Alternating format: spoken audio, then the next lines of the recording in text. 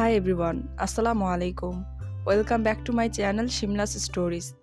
আমি আজকে আপনাদের সাথে শেয়ার করব স্পেশাল হাতে মাখা মহিষের মাংস রেসিপি। আমরা অনেকেই ভেবে থাকি গরুর মাংসের চেয়ে মহিষের মাংস স্বাদে কম হয়, কিংবা মহিষের মাংস গরুর মাংসর মতো মজা হয় না।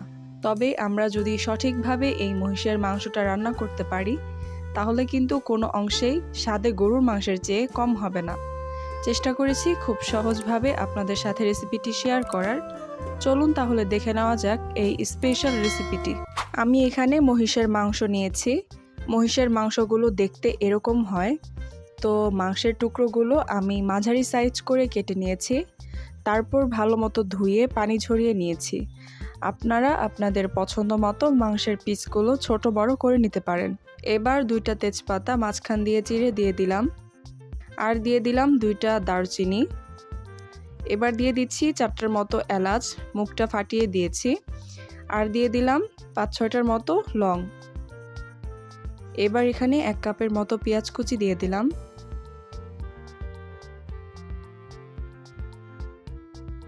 এবার দিয়ে দিচ্ছি 1 চামচের মতো হলুদ গুঁড়ো, 1 চামচের মতো ধনিয়া গুঁড়ো, 1 চামচের মতো মরিচ গুঁড়ো, 1 চামচের মতো জিরা গুঁড়ো, আর স্বাদ মতো লবণ। এবার এখানে আদা আর রসুন বাটা মিক্স করা 2.5 চামচের মতো দিয়ে দিলাম। এবার পরিমাণ মতো তেল দিয়ে দিলাম। এবার মশলাগুলোর সাথে মাংসগুলোকে ভালোভাবে মাখিয়ে নিচ্ছি।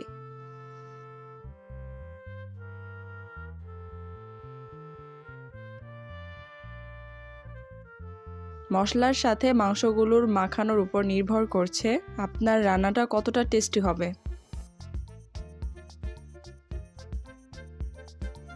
এবার আমি চুলাটা জ্বালিয়ে দিলাম।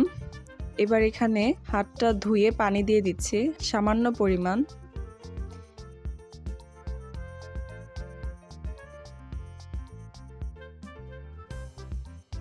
এবার ঢেকে দিচ্ছি। কিছুক্ষণ পর প্রায় 7 থেকে 8 মিনিট পর ঢাকনা উঠিয়ে নিলাম। এবার নেড়ে দিচ্ছি। আর মাংস থেকে যে এক্সট্রা পানি উঠে সেটা কিন্তু উঠে গিয়েছে। আবারও ঢেকে দিলাম। প্রায় 10 থেকে 15 মিনিট পর ঢাকনা উঠিয়ে নিলাম। এবার এখানে আরও একটু পানি দিয়ে দিচ্ছি মাংসগুলোকে ভালোভাবে কষানোর জন্য।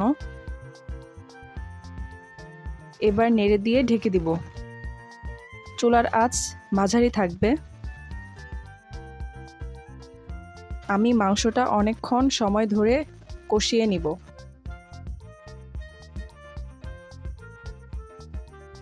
ভালোভাবে নেড়ে আবারও ঢাকনা দিয়ে ঢেকে রেখে দিব।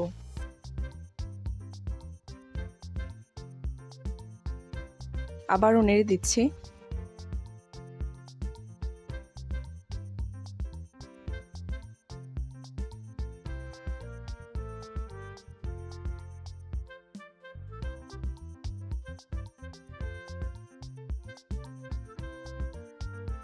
এবার এখানে ঝোলটা দিয়ে দিচ্ছি। ঝোলটা দিয়ে ভালোভাবে নেড়ে নিচ্ছি।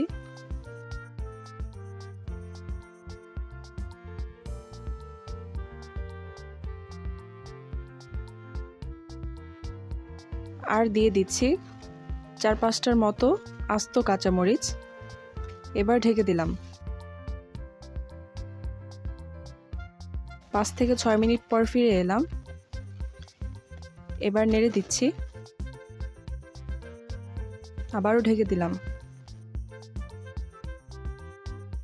এই তো দেখতে পাচ্ছেন আমার রান্নাটা প্রায় হয়ে এসেছে। তেলটা বেরিয়ে এসেছে। যেহেতু আমরা মহিষের মাংস ভুনা করব, তাই এখানে কোনো ঝোল থাকবে না। দেখুন আমার রান্না কমপ্লিট। এবার চুলা থেকে নামিয়ে পরিবেশন করে নিচ্ছি। আমার রান্নার স্টেপগুলো ফলো করলে রান্নাটা সেরা স্বাদের হবে। গরুর মাংসের চাইতেও মজার হবে খেতে। রেসিপিটি কেমন লাগলো জানাবেন। ভালো লাগলে ভিডিওতে একটি লাইক এবং চ্যানেলটি সাবস্ক্রাইব করবেন। আজ এই পর্যন্তই। দেখা হচ্ছে আরেকটি নতুন ভিডিওতে। সবাই ভালো থাকুন, সুস্থ থাকুন। Thanks for watching.